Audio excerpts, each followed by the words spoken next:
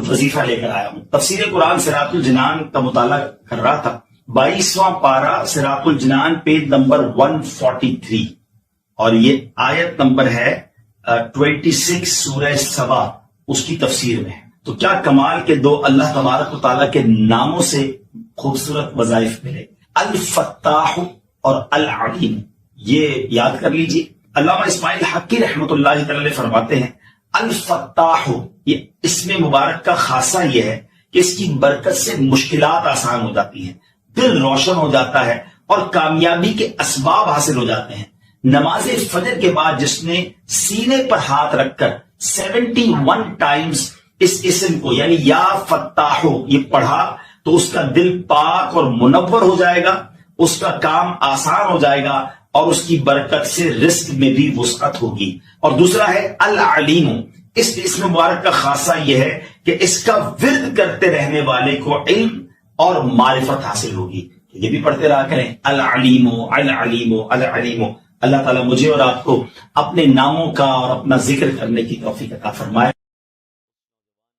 حضرت انس رضی اللہ تعالیٰ عنہ نبی پاک صلی اللہ تعالی علیہ وسلم سے روایت کرتے ہیں کہ آپ علیہ الصلوۃ والسلام نے ارشاد فرمایا ما من عبدین متحابین فی اللہ یستقبل احدہما صاحبہ فیصافحہ ویصلی علی النبی صلی اللہ علیہ وسلم الا لم يتفرق حتى تغفر ذنوبهما ما تقدم منها وما تأخر. سبحان اللہ. اللہ عز و جل کی خاطر محبت کرنے والے دو مسلمان آپس میں ملتے ہیں اور باہم مصافحہ کرتے ہیں اور نبی کریم علیہ الصلوۃ والسلام پر درود بھیجتے ہیں تو اللہ عز و جل ان کے جدا ہونے سے پہلے اگلے پچھلے گناہ معاف کر دیتا ہے. سبحان اللہ سبحان اللہ. ہم روزانہ ہی شاید بہت سارے لوگوں سے ملتے ہیں. اگر یہ وظیفہ یہ انداز اختیار کر لیں کہ محبت کرنے والے پیار سے محبت سے ملنے والے دو مسلمان جب آپس میں ملیں بھائی چارگی کے ساتھ تو سلام کرنے کے بعد مصافحہ کریں اور پیارے آقا علیہ الصلوۃ والسلام پر درود پاک پڑھیں. سبحان اللہ. کتنی دیر لگتی ہے مگر اب دونوں کے ہاتھ جدا ہونے سے پہلے اللہ تعالیٰ دونوں کے اگلے پچھلے گناہ معاف فرما دیتا ہے. پھر کیوں نہ ہم درود پاک کی کثرت کریں اور پھر کیوں نہ کہیں ہر درد کی دوا ہے صلی علی محمد. سبحان اللہ. اب ایک اور شاندار حدیث پاک سنیے. حضرت سیدنا انس بن مالک رضی اللہ تعالیٰ عنہ فرماتے ہیں رسول اللہ صلی اللہ تعالی علیہ وسلم نے ارشاد فرمایا من صلی علی صلاۃ واحدۃ صلی اللہ علیہ عشرا ومن صلی علی عشرا صلی اللہ علیہ مئۃ. آقا علیہ الصلوۃ والسلام نے فرمایا جس نے مجھ پر ایک مرتبہ درود بھیجا اللہ عز و جل اس پر 10 مرتبہ رحمت نازل فرمائے گا اور جس نے مجھ پر 10 مرتبہ درود بھیجا اس پر اللہ عز و جل 100 مرتبہ رحمت نازل فرمائے گا. پھر آگے فرماتے میرے آقا ومن صلی علی مئۃ کتب اللہ بین عینیہ براءۃ من النفاق وبراءۃ من النار واسکنہ اللہ یوم القیامہ مع الشہداء. آقا فرماتے جس نے مجھ پر 100 مرتبہ درود پاک پڑھا، ایک درود پر 10 رحمتیں، 10 درود پر 100 رحمتیں، مگر 100 بار درود پاک پڑھنے والے کو انعام کیا فرمایا جس نے مجھ پر 100 مرتبہ درود بھیجا اللہ عز و جل اس کی آنکھوں کے درمیان منافقت اور جہنم سے آزادی کا پروانہ لکھ دے گا اور قیامت کے دن اسے شہداء کے ساتھ اٹھائے گا. سبحان اللہ سبحان اللہ سبحان اللہ. ناظرین ذرا غور تو کیجئے کہ 100 مرتبہ درود پاک پڑھنے میں وقت ہی کتنا لگتا ہے. الصلاۃ والسلام علیک یا رسول اللہ. تسبیح لیجئے، پڑھنا شروع کیجئے، شاید 10 منٹ میں آپ پڑھ لیں گے.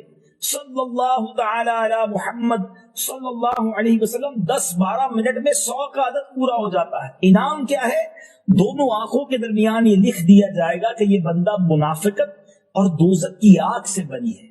یہ بندہ جو ہے یہ اس کے بارے میں فرمائے کہ یہ اس کو اللہ تعالیٰ قیامت کے دن شہداء کے ساتھ اٹھائے گا. کیوں نہ درود پاک پڑھیں گے، دنیا میں بھی کام آنے والا ہے. پچھلی حدیث میں ہم نے سنا کہ اس بندے کے اگلے ہاتھ ملائیں تو اگلے پچھلے گناہ معاف ہو جائیں اگر درود پاک پڑھ لیں مصافحہ سلام کرنے کے بعد. اور دوسری حدیث ہم سن رہے ہیں کہ جہنم سے آزادی، منافقت سے براءت اور شہیدوں کے ساتھ قیامت کے دن اٹھنا نصیب ہوگا. کتنے بڑے بڑے انعام ہیں، ہم سنتے جا رہے ہیں اور ایمان تازہ ہوتا چلا جا رہا ہے. سبحان اللہ. بی بی عائشہ صدیقہ رضی اللہ تعالیٰ عنہ سے مروی ہے کہ نبی پاک علیہ الصلوۃ والسلام نے ارشاد فرمایا جب کوئی بندہ مجھ پر درود پڑھتا تو فرشتہ اس درود کو لے کر اوپر جاتا ہے اور اللہ عز و جل کی بارگاہ میں پہنچاتا ہے. اللہ عز و جل فرماتا ہے اس درود پاک کو میرے بندے کی قبر میں لے جاؤ. یہ درود اپنے پڑھنے والے کے لیے استغفار کرتا رہے گا اور اس بندہ خاص کی آنکھیں اسے دیکھ کر ٹھنڈی ہوتی رہیں گی. سبحان اللہ. قبر میں بھی کام آئے گا. دنیا میں پڑھا ہوا درود قبر میں راحت کا باعث بنے گا. ایک ایسا غلام کہ جس نے نبی پاک کو تلاش کیا تو کس اسٹرگل کے ساتھ تلاش کیا. آقا علیہ الصلوۃ والسلام کی تلاش میں کس طرح وہ مارے مارے پھرتے رہے اور جذبہ کیسا تھا کہ اپنے آپ کو بھی بیچ دیا. جی ہاں، اپنے آپ کو گویا سولڈ آؤٹ کر دیا، غلام بننے کے لیے تیار ہو گئے. مگر آقا دو جہاں کے قدموں تک پہنچنا تھا، کسی طرح مدینے کی بستی میں پہنچنا تھا، آخری نبی کے بارگاہ میں حاضر ہونا تھا. سبحان اللہ. آج وہ عشق بھری داستان آپ کو سنانی ہے. ماجرا کچھ یوں تھا کہ وہ شخصیت خود کہتی ہیں کہ اچانک میرے دل میں خیال آیا، حالانکہ وہ کسی اور دین پر عمل کرتے تھے، مگر اچانک خیال آیا کہ سب سے افضل دین کون سا ہے، زمین و آسمان بنانے والی کون سی ذات ہے، اس تمام چیزوں کا خالق اور مالک کون ہے. وہ کہتے ہیں کہ میں اس زمانے میں ایک راہب تھے، میں تلاش کر کے ان کے پاس پہنچا اور ان سے کہا کہ ذرا یہ تو بتائیے اس پوری دنیا میں سب سے افضل دین کون سا ہے. تو وہ راہب کو کہتے ہیں کہ تجھے یہ اچانک بات کہاں سے سوچ گئی؟ تو کہتے ہیں نہیں، میں یہ جاننا چاہتا ہوں کہ زمین و آسمان کا مالک کون ہے، سب سے افضل دین کون سا ہے. تو اس نے کہا کہ پھر ایسا کرو، اگر اس سوال کا جواب چاہیے تو موصل میں، یہ عراق کا ایک علاقہ ہے، وہاں ایک راہب ہے، اس سے بڑا کوئی عالم نہیں ہے، تم ان کے پاس جاؤ، وہ شاید تمہاری رہنمائی کریں. ٹریول کر کے وہ کہتے ہیں میں ان کے پاس پہنچا، ان کے پاس میں رہا اور ان کے ساتھ میں عبادت کرنے لگا. وہ دن کو روزہ رکھتے تھے، رات کو عبادت کرتے تھے، میں بھی بالکل انہی کی طرح عمل کرنے لگ گیا. 3 سال ان کے پاس ٹھہرا رہا. اب ان کے وصال کا وقت قریب آ گیا. میں نے کہا آپ تو دنیا سے جا رہے ہیں، مجھے بتائیں اب میں کدھر جاؤں؟ کہتے ہیں مشرق میں تو کسی ایسے شخص کو نہیں جانتا جو اس دین کا کاربند ہو جس پر میں عمل کرتا ہوں. ہاں البتہ جزیرہ عرب کے پاس ایک راہب ہے، اس کے پاس چلے جاؤ اور اسے میرا سلام کہنا. آپ فرماتے میں اس عالم کے پاس چلا آیا، اس کے انتقال تک اس کے ساتھ رہا. اب جب اس کی وفات کی خبر ہوئی تو اب 3 سال کے بعد میں نے کہا اب مجھے آپ کس کے پاس جانے دیتے ہیں، آپ کی انتقال کا وقت قریب آ گیا ہے. وہ کہتے ہیں میں پوری دنیا میں اور کسی کو تو نہیں جانتا، البتہ اموریا میں ایک بڑی عمر کا عالم ہے، پتہ نہیں تم اس سے مل بھی سکو گے کہ نہیں. بہرحال وہ کہتے ہیں اس راہب کا انتقال ہوا، میں اموریا کا سفر کیا. حق کی تلاش ہے، دین حق کی تلاش ہے، خالق و مالک کی تلاش ہے. ایک شہر سے دوسرے شہر کا سفر ہے. اب وہ اموریا پہنچتے ہیں، وہاں بھی کچھ عرصہ رہا. اب ان کے انتقال کا وقت بھی قریب آ گیا. کہتا ہے اب آپ مجھے کس کے پاس بھیجتے ہیں؟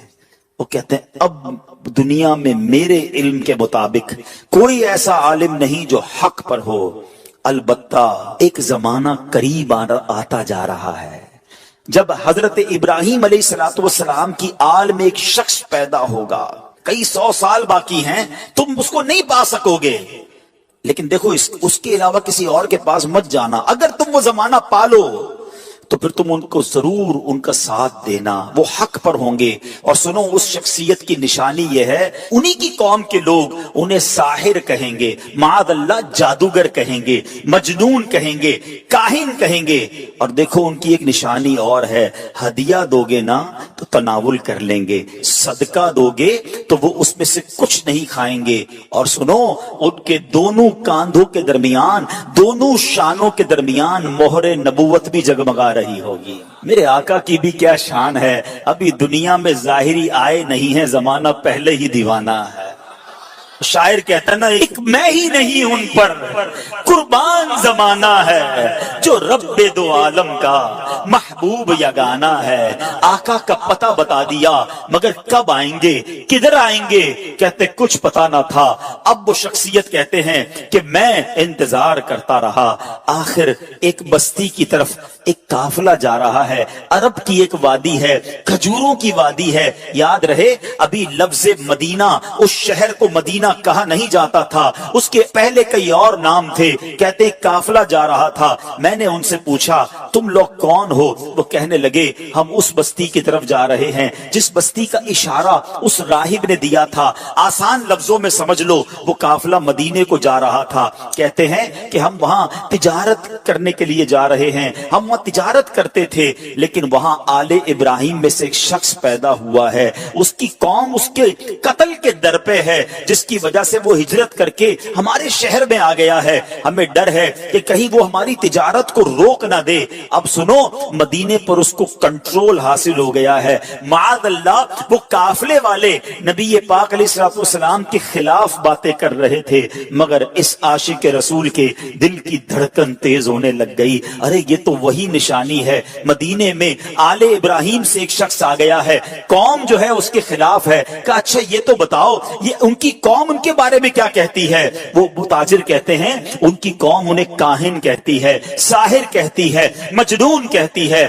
اللہ اکبر. اب یہ دیوانہ سمجھ گیا میری منزل مدینے میں ہے, یہ قافلہ جدھر جا رہا ہے مجھے ادھر ہی پہنچنا ہے. کہتے ہیں ان تاجروں کو ایسا کرو مجھے ساتھ لے جاؤ. کہتے پیسے ہیں تمہارے پاس؟ کہتے کوئی پیسہ نہیں. ارے بغیر پیسے کے سفر کیسے ہوگا؟ کوئی تو عوض دے دو, کوئی تو مال دے دو. کہتے میرے پاس کچھ نہیں مگر عرصہ ہو گیا ہے اس شخصیت کے انتظار میں, زندگی بیت گئی ہے, مجھے کسی طرح مدینے پہنچا دو, مجھے کسی طرح ان کے پاس پہنچا دو. کہا اچھا اتنی تڑپ ہے چلو ہمارے سردار کے پاس. قافلے کے سردار کے پاس لایا گیا. سردار کہتا ہے پیسے ہیں؟ کہ پیسے نہیں, زیادہ راہ ہے. زیادہ راہ نہیں. ارے کچھ تو دینا پڑے گا. کہ میرے پاس اور تو کچھ نہیں ہے, ایسا کرو مجھے ہی خرید لو, مجھے غلام بنا لو, تمہاری خدمت کرتا رہوں گا, کسی طرح مدینے لے جاؤ. سنو میرے پیارے اسلامی بھائیوں, صدیوں پرانی داستان ہے. ایک دیوانہ آقا کی یاد میں تڑپ رہا ہے, انہیں دنیا کے کونے کونے میں تلاش کر رہا ہے. اب تاجر کہتے چلو تمہیں غلام بناتے ہیں. ایک بار نہیں, دو بار نہیں, بتایا جاتا ہے شہر مدینہ تک پہنچتے پہنچتے یہ دیوانہ 10 بار بکتا گیا. غلام مصطفیٰ بن کر میں بک جاؤں مدینے میں, محمد نام پر سودا سرے بازار ہو جائے, بے دام ہی بک جائیے بازار نبی میں, اس شان کے سودے میں خسارے نہیں ہوتے. یہ غلام بن کر بکتے رہے. بالآخر 10 بار بکنے کے بعد یہ دیوانہ مدینے تو پہنچ گیا مگر راستہ نہیں پتا جانا کدھر ہے. اچھا یہ جو شخصیت ہے نا ان کی زبان بھی عربی نہیں تھی, کوئی اس پورے شہر میں ان کی زبان جانتا ہی نہیں تھا. یہ فارسی بولتے تھے, مدینے میں سارے لوگ عربی بولتے تھے. کس سے راستہ پوچھتے, کس سے معلومات لیتے, جانا کدھر ہے نام پتا نہیں ہے. اب غلام تھے, اس نے مدینہ پاک میں کھجوروں کے باغ میں لگا دیا کہ اب تمہارا کام کھجوریں توڑنی ہیں. کہتے میں کھجوریں توڑتا تھا, میں محنت مزدوری کرتا تھا, میں نے پیٹھ پر اتنا بوجھ اٹھایا کہ میرا سینہ جو ہے اور پیٹ جو ہے وہ پیٹھ کی طرف چلا گیا. بس مزدور بنا ہوا تھا, انتظار تھا نبی آخر الزمان کا, کبھی تو دیدار ہوگا, کبھی تو ان کا جلوہ دیکھوں گا, کبھی تو ان کی غلامی اختیار کروں گا. مگر لوگ قریب سے گزرتے تھے, میری زبان ہی کوئی نہیں سمجھتا تھا. کہتے اب ایک دن ایک بوڑھی خاتون آئی, میں نے اس سے بات کی, وہ میری بات سمجھ گئی اور اس نے کہا کہ میں نے اس سے عرض کی کہ ماں جی مجھے بتا دو وہ شخصیت کہاں ہے جو نیا دین لے کر آئے ہیں, جو حضرت ابراہیم کی اولاد میں سے ہیں, جو اللہ وحدہ لا شریک کی طرف بلاتے ہیں, مجھے ان کا پتہ بتا دو. اب وہ کہتی ہیں کہ صبح سویرے نماز فجر کے بعد دن کے ابتدائی حصے میں وہ قریب سے گزریں گے.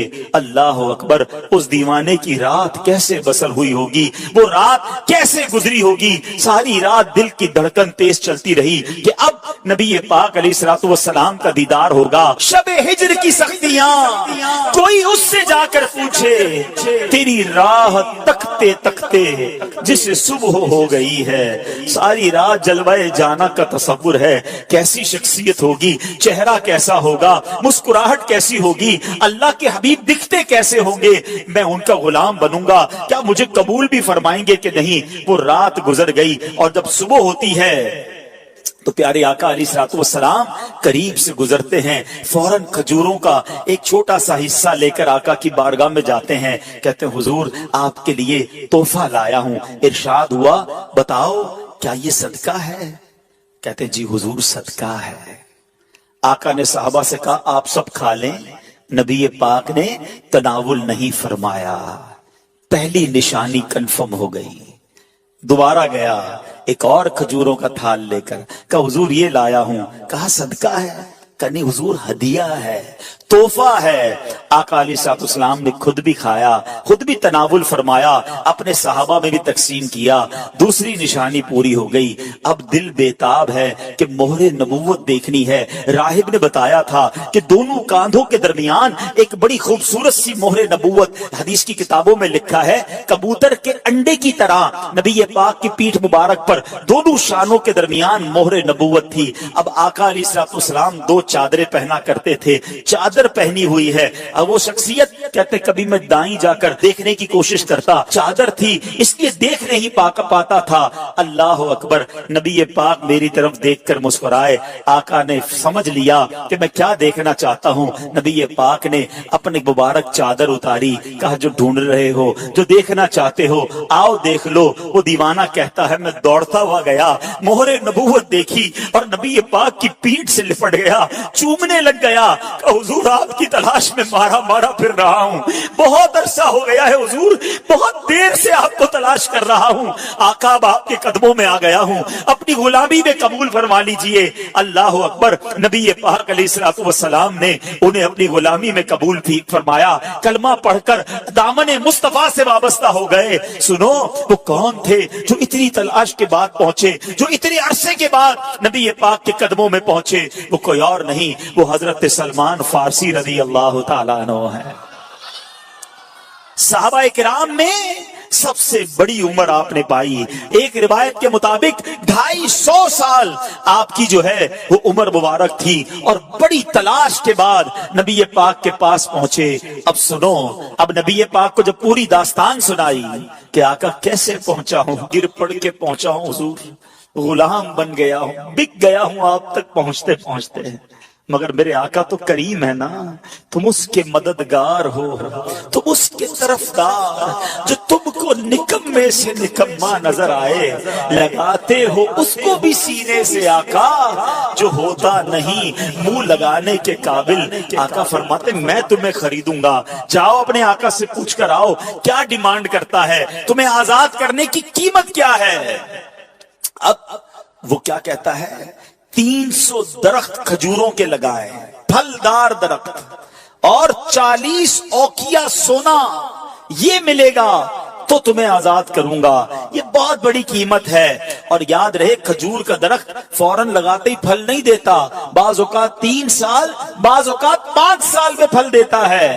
اللہ اکبر، نبی پاک علیہ الصلوۃ والسلام نے فرمایا کہ اب میں خود اپنے ہاتھوں سے پودے لگاؤں گا۔ نبی پاک بھی جاتے ہیں، صحابہ بھی جاتے ہیں، پودے لگائے جاتے ہیں، آقا اپنے ہاتھوں سے پانی ڈالتے ہیں، میرے آقا کی شان دیکھو، پانی ڈالتے ہیں اور درخت بڑا ہونا شروع ہو جاتا ہے۔ کچھ ہی دنوں میں وہ درخت پھلدار ہو جاتا ہے، پورے مدینے میں شور مچ جاتا ہے کہ جناب یہ کیسا شان والا غلام ہے جس کے لیے کھجور کے درخت بھی بڑے ہو گئے۔ نبی پاک نے سونا بھی عطا فرمایا، گویا پیارے آقا علیہ الصلوۃ والسلام نے اپنے عاشق کی قیمت خود ادا کی۔ وہ کہتے ہیں نا جب تک بکے نہ تھے کوئی پوچھتا نہ تھا، تم نے خرید کر مجھے انمول کر دیا۔ میرے آقا نے یہ باغ اپنے ہاتھوں سے لگایا۔ الحمدللہ 1980-85 تک جو لوگ مدینہ منورہ جاتے رہے نا، انہوں نے اپنی آنکھوں سے وہ باغ دیکھا کہ جسے سلمان فارسی رضی اللہ عنہ کا باغ کہا جاتا تھا۔ وہ پودے، وہ درخت آج بھی، آج سے 20-25 سال پہلے بھی موجود تھے، جو عاشقان رسول اپنی آنکھوں سے دیکھتے تھے۔ جس طرح قربانی سے اس کے ساتھ حق کی تلاش کی. رب کریم ہمیں بھی اپنے دین کی خاطر قربانیاں دینے کی توفیق عطا فرمائے. جس عشق کے ساتھ نبی پاک کا دامن تھاما. اکرمہ رضی اللہ تعالیٰ عنہ فرماتے ہیں کہ ایک ملک کا بادشاہ بہت ظالم اور کنجوس تھا، بڑا ظالم بادشاہ، اور ایسا عجیب و غریب کنجوس کہ اس نے اعلان کر دیا کہ میرے ملک میں اگر کسی نے مسکین یا فقیر کو صدقہ کیا تو اس کے کوئی غریب کی مدد نہ کرے، اگر ایسا کوئی کرے گا تو میں اس کے ہاتھ کاٹ دوں گا. یعنی خود غریب کی مدد بھی نہیں کرنی اور پورے ملک میں بھی کوئی غریب کی مدد نہ کرے. بڑا عجیب و غریب اعلان تھا. اچھا جناب، اب ایک خاتون تھیں، لوگ تو خوف سے ڈر گئے تھے، کوئی صدقہ نہیں دے رہا تھا، کوئی خیرات نہیں دے رہا تھا. ایک دن فقیر مجبور ہو کر ایک عورت کے پاس آیا اور کہا مجھے اللہ کے راہ میں کچھ دو، میں بہت بھوکا ہوں، کھانے کے لیے کچھ نہیں. وہ عورت نے بھی بادشاہ کا اعلان سنا ہوا تھا، وہ بھی ڈری ہوئی تھی. اس نے بھی صدقہ دینے سے اس نے سوچا کہ صدقہ دوں گی تو میرے بھی ہاتھ کٹ جائیں گے. لیکن فقیر نے کہا مجھے اللہ عز و جل کی رضا کی خاطر کچھ تو کھانے کو دے دو. وہ التجا کرتا رہا. آخر اس عورت کے دل میں رحم آ گیا. اس عورت نے اس فقیر کو صدقہ دے دیا، کھانے کو دے دیا. اب 2 روٹیاں دی اسے کھانے کو. فقیر روٹیاں لے کر دعائیں دیتا ہوا چلا گیا. بادشاہ کو پتہ چل گیا کہ ملک میں ایک ایسی عورت ہے جس نے کسی فقیر کو صدقہ دیا. اس نے اپنے بندے بھیجے اور اس خدا ترس رحم دل عورت کے دونوں ہاتھ کاٹ دیے گئے. اس کے دونوں ہاتھ کٹ گئے. اب میٹھے اسلامی بھائیوں، کچھ عرصے کے بعد بادشاہ نے اپنی والدہ سے کہا کہ مجھے اپنی مملکت کی سب سے حسین لڑکی سے شادی کرنی ہے. اس کی ماں نے جب معلومات کروائی تو پتہ چلا پورے ملک میں ایک لڑکی سب سے زیادہ حسین ہے، مگر اس میں ایک خامی یہ ہے کہ اس کے دونوں ہاتھ نہیں ہیں. اس نے بادشاہ سے کہا. بادشاہ نے لڑکی کو دیکھا، اسے پسند آئی، اس سے شادی کر لی اور وہ عورت اب ملکہ بن گئی. جس نے 2 روٹیاں صدقہ کی، ہاتھ کٹ گئے، اب وہ بادشاہ کی زوجہ بن گئی. بڑی زندگی آرام سے گزرنے لگی، مگر ایک اور امتحان اس کی زندگی میں باقی تھا. پھر کیا ہوا کہ کیونکہ اور بھی اس کی بیویاں تھیں بادشاہ کی، نئی نویلی دلہن کے ساتھ بادشاہ بہت وقت گزارتا، بڑی نوازشات کرتا. دوسری جو بیویاں تھیں وہ حسد کرتی تھیں. ایک مرتبہ بادشاہ طویل عرصے کے لیے ملک سے باہر گیا تو بادشاہ کی بیویوں کو اچھا موقع ملا. انہوں نے بادشاہ کو خط میں لکھا کہ تمہارے پیچھے تمہاری جو بیوی ہے، نئی دلہن جو ہے، وہ برے کام کرتی ہے، اس کا کردار اچھا نہیں. بادشاہ نے بغیر کسی تحقیق کے حکم دے دیا کہ میری بیوی کو اٹھایا جائے اور جنگل میں پھینک دیا جائے، محل سے نکال کر جنگل میں پھینک دو. اب وہ عورت جنگل میں پہنچ گئی. بیابان جنگل تھا. اس کا ایک بیٹا بھی ہو گیا تھا بادشاہ سے. اب اتنی دیر میں میرے میٹھے اسلامی بھائیوں، وہ عورت اس جنگل میں نہر میں پانی پینے کے لیے جھکی تو اس کے ہاتھ سے وہ بچہ بھی پانی میں گر گیا. زور زور سے رونے لگی. بچہ بھی پانی میں ہے، دونوں ہاتھ بھی نہیں ہیں. پکارے تو کسے پکارے؟ اچانک 2 خوبصورت نوجوان آئے. انہوں نے کہا آپ کیوں رو رہی ہیں؟ کہا میرا بچہ پانی میں چلا گیا ہے. اس نے فوراً اس نوجوان نے آگے جا کر اس بچے کو پانی سے نکالا. کہا اور آپ کو کچھ چاہیے تو بتائیے، کوئی اور آپ کی خواہش ہو تو بتائیے، کچھ اور آپ دعا کرنا چاہیں. تو اس عورت نے کہا کہ میرے ہاتھ مجھے واپس مل جائیں. ان نوجوانوں نے دعا کی، اللہ تعالیٰ نے دونوں ہاتھ بھی اسے واپس کر دیے. اب ان نوجوانوں نے اس عورت کو کہا کہ آپ جانتی ہیں ہم کون ہیں، ہم دونوں کون ہیں؟ تو عورت نے کہا میں تو نہیں جانتی، البتہ یہ معلوم ہے آپ کی برکت سے میرا بچہ بھی مل گیا، میرے ہاتھ بھی واپس آ گئے. وہ 2 نوجوان کہتے ہیں ہم تیری وہی 2 روٹیاں ہیں جو تو نے غریب سائل کو دی تھی. صدقہ اللہ کی راہ میں خرچ کرنا کب کہاں کام آتا ہے. اس عورت کو 2 روٹیوں کے بدلے 20 روٹیاں نہیں ملی. حضرت رابعہ بصریہ کو 20 روٹیاں ملی تھی. ہو سکتا ہے کوئی کیلکولیشن کرنے والا کہے یار میں 1000 روپے دوں گا 1 لاکھ روپے مل جائیں گے. نہیں ملے، مگر اس کو ہاتھ واپس مل گئے، بچہ واپس مل گیا. کیا معلوم مجھ پر اور آپ پر کوئی بلا آنے والی ہو، کوئی مصیبت آنے والی ہو، کوئی بیماری آنے والی ہو، اگر اللہ کی راہ میں صدقہ دیں، کسی غریب کی مدد کریں اور اس کے دل سے دعا نکلے اور اللہ کریم ہم سے وہ مصیبت کو ٹال دے. تو اے میرے میٹھے اسلامی بھائیوں، مدنی چینل کے ناظرین، بعض اوقات جب صدقہ اور خیرات کی بات آتی ہے تو بعض لوگوں کے ذہنوں میں یہ بات آتی ہے میں تو خود غریب ہوں، میں تو خود پریشان ہوں، میں تو خود نوکری کرتا ہوں، میں تو خود کرائے کے گھر میں رہتا ہوں، ارے میں صدقہ اور خیرات کیسے دوں؟ یہ غلطی ہے میرے میٹھے اسلامی بھائیوں. یاد رکھیے اللہ تبارک و تعالیٰ کی بارگاہ میں اخلاص دیکھا جاتا ہے. رب کی بارگاہ میں کوانٹٹی نہیں، کوالٹی دیکھی جاتی ہے. کوئی لاکھوں صدقہ کرے, اخلاص نہیں, اس کے صدقے کا کوئی فائدہ نہیں. کوئی 1 روپیہ صدقہ کرے اور اللہ کی رضا کے لیے اخلاص کے ساتھ کرے, کیا معلوم وہی روپیہ اس کی مغفرت کا ذریعہ بن جائے. تو نیت بارگاہ الہی میں دیکھی جاتی ہے. یہ گویا اللہ سے کاروبار ہے. اس کو خرچ کرتے وقت دل میں ملال نہ لانا. اللہ نے تھوڑے دیے ہیں, تھوڑے خرچ کرتے رہو. جب وہ زیادہ عطا فرمائے زیادہ خرچ کرتے رہو. اللہ کی راہ میں خرچ کرتے رہا کرو. وہ رب کریم تمہارا ملٹی پلائی کر کر بہت زیادہ بڑھا کر تمہیں عطا فرمائے گا. صلو علی الحبیب صلی اللہ تعالی علی محمد. مجھے اپنی اور ساری دنیا کے لوگوں کی اصلاح کی کوشش کرنی ہے انشاءاللہ. دنیا میں ہم کسی کو کوئی پیسے دیں کہ بھئی یہ میرے 50,000 روپے ذرا رکھ لو, اور تھوڑے دنوں بعد میں اس کو کہوں یار وہ جو میرے 50,000 تھے اس میں سے 5,000 دے دو, یہ صاحب مجھے 5,000 واپس دے دیں. انہوں نے مجھ پر کوئی مہربانی کی نہیں نا. پیسے میں نے دیے, میرے ہی پیسے تھے, اور 50 میں سے میں نے 5 ہی مانگے ہیں. اچھا میں اس 5,000 پہ اس کو شاباش بھی دوں, تحفہ بھی دوں, خوش بھی ہو جاؤں, تو لوگ کہیں گے کمال ہے یار, اپنے ہی پیسے تھوڑے سے لے کر پھر کس بات کی خوشی ہے, پھر کس بات کا انعام ہے. ٹھیک ہے نا, کوئی کمال نہیں ہے اس بندے کا جس کے پاس ہم پیسے رکھوا کے ہمارے ہی پیسے اس میں سے بھی تھوڑے لے لیں. میرے رب کی شان دیکھیں کہ مال کون دیتا ہے, اللہ دیتا ہے. اچھا اللہ اپنے مال میں سے فرماتے میری راہ میں خرچ کر لو. اچھا ہم خرچ کر بھی لیں تو کمال کیا کیا, دیا اسی نے تھا. بلکہ مزے کی بات بتائی کہ صرف مال نہیں دیتا, مال تو بہت سو کو دیا ہے, پھر اللہ خرچ کرنے کی توفیق بھی اللہ ہی دیتا ہے. دنیا میں سے بہت سارے لوگ ہیں جن کو اللہ نے بہت دیا ہے, توفیق نہیں دی ہے, اربوں پتی ہیں, زکوٰۃ نہیں نکلتی ہے.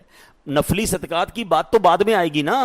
جو فرض ہے, جو ضروری ہے دینا, وہ نہیں نکلتا کیونکہ توفیق نہیں ہے, دل نہیں چلتا. سبحان اللہ, مال بھی رب دے, توفیق بھی رب دے, اور بندہ کچھ خرچ کر لے تو انعام بھی ربی عطا فرماتا ہے, جنت کی نعمتیں بھی رب عطا فرماتا ہے. بلکہ ایک جگہ تو رب نے فرمایا قرآن میں ہی, ہے کوئی جو اللہ کو اچھا قرض دے, قرض حسنہ. بڑی عجیب بات ہے کہ یار رب کو قرض کون دے سکتا ہے, جب مال ہی رب نے دیا ہے تو اللہ کا مال ہے. اللہ فرماتا ہے کوئی جو میری راہ میں خرچ کرے, اللہ فرماتا ہے کوئی جو اللہ کو قرض دے. اس کا مطلب کیا ہوا؟ علماء نے بڑی ڈیبیٹ کی اس پر, یہ لفظ قرض کیوں لایا گیا. تو اس کے پیچھے علماء نے جو ریزن بیان کیا کہ دنیا میں جب آپ کسی کو تحفہ دیتے ہیں نا تو واپسی کی امید نہیں ہوتی اور رکھنی بھی نہیں چاہیے. تحفے کا مطلب تو آپ نے دے دیا نا, گفٹ ہے. کچھ لوگ تو تحفہ دے کر بھی امید رکھ رہے ہوتے ہیں, آج میں نے دیا ہے دیکھو کل کیا دے گا. تحفہ بھی غرض کے ساتھ, تحفہ بھی کنڈیشن کے ساتھ. تحفہ کنڈیشن کے ساتھ نہیں ہوتا. گفٹ دیا تو دیا, اچھے دل سے دیا کرو. تو لیکن جب آپ قرض دیتے ہیں نا تو آپ کو پتا ہوتا ہے یہ واپس آنا, جبھی تو قرض ہے.